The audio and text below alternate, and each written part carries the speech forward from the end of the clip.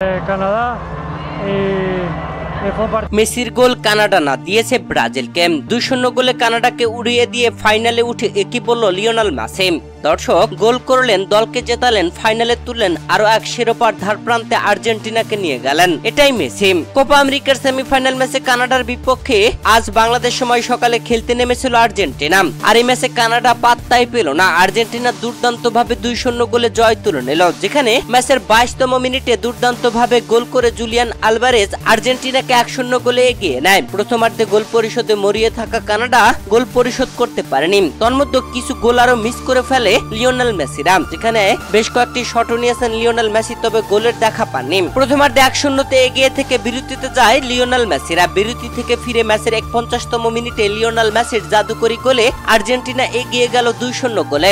দর্শক, এরপরে কানাডা যেন মরিয়া হয়ে ওঠে গোল পরিশোধে, তবে আর্জেন্টিনা পাত্তাই দিল না। ডিফেন্সিভ খেলে কানাডাকে 2-0 গোলে উড়িয়ে দিয়ে ফাইনালে উঠে গেল।